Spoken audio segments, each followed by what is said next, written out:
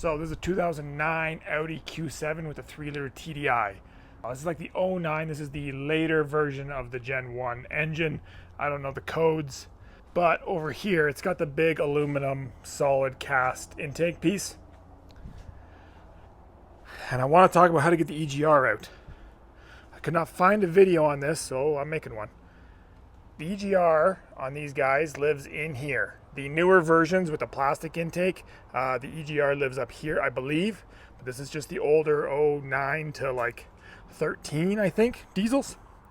So the EGR is in here, and I couldn't find a video how to get it out. You've got to pull the whole intake off. You've got to pull all this plastic intake off on this side. It looks like this, and it's full of carbon, and it's gross. And then once you get this off, there's a rad hose here on the bottom. There's a rad hose here. You get these two top rad hoses off here, and there's another one over here. And then there's 2 bolts on this side, and there's 2 bolts down on this side. And once you get lifted up, you can pull this hose is really hard to get off on the bottom. You kind of just got to yank it off. I took my turbo off because it makes it easier. And then once the EGR cooler's out, the turbo is very easy to get in and out, and the turbo itself isn't that hard to get out, as long as your bolts come undone. I made my own block off plates. This is the one you need to block off. This one I'm keeping. It's got a band-aid on it while a new one comes. But this is also a turbo feeder for when this is closed. So this one always stays closed now. So I kept this one intact because it does feed the turbo. A little hard to see down there, but you can see the 2 different fittings. So I just welded a cap on this guy, made my own block off plate. Other things to note, you're gonna have to drain the coolant down below the EGR cooler. This is how it would sit in the car, like this. So you see we have the 2 bolts here on the left side, the passenger side, 2 bolts on this side, the driver's side, a coolant fitting here, coolant fitting. This one you don't have to, this one's just an O-ring so it pops out, but you have this one in, and then this is a feeder, and then these 2 are the outs, I believe. It works that way. So when you're removing this for off-road purposes, you need to connect this line and this line, and this line to these lines. So let's have a look at the car. I have a hose on it already, so it's a little hard to see. Can I zoom in down here? So I got the UK sells the kit that I bought, and it gives you a little fitting to put in here. There's a hole to bolt it into, and then this will be my small hose. I'm going to cut it shorter to connect it to this guy. And then they give you a T over here. This is my other hose from the bottom of the EGR cooler with a Y. All the hoses are different sizes, unfortunately. This hose is bigger than these hoses. So now I need to stretch small hose from this one over these guys. But not a huge deal. So I couldn't find this video for this generation. There's lots of the newer EGR removal stuff, but I couldn't find it for this older. This is the earlier ones. The very, very first Gen 3 liters didn't have EGR, I don't think. Maybe they did. But these 09 to 13-ish ones in your Passat, your Porsche Cayenne, your Q7, whatnot, 3-liter TDI engine, you've got to pull the intake off. Let's have a look at mine. I have it out.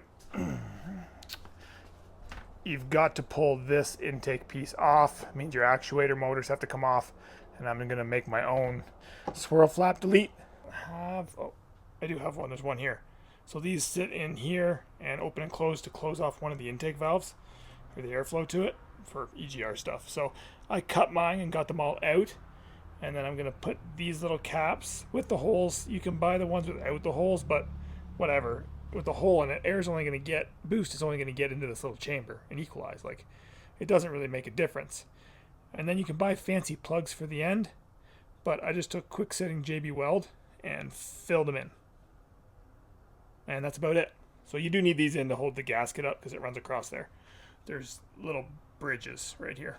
So that's how I did each side of that to get rid of the swirl flaps, because these plastic pieces do break off and fall inside your engine.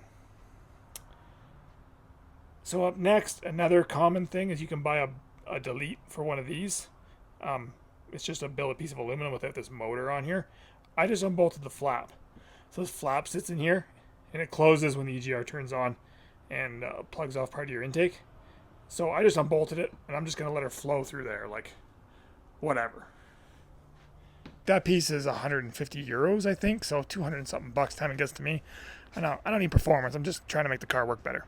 And then back down in here, I took my borescope camera and looked in each one of these, an intake valve obviously, and lots of soot fell down. So I took my shop vac and I taped a small hose on it, and I just went in and like scraped as best as I could with the shop vac running, and then I checked with my camera and I don't really have any excess of soot. You're always going to have a little bit because everything is plugged in there, but where else are we at? Here's this one hose bypass, the small hose.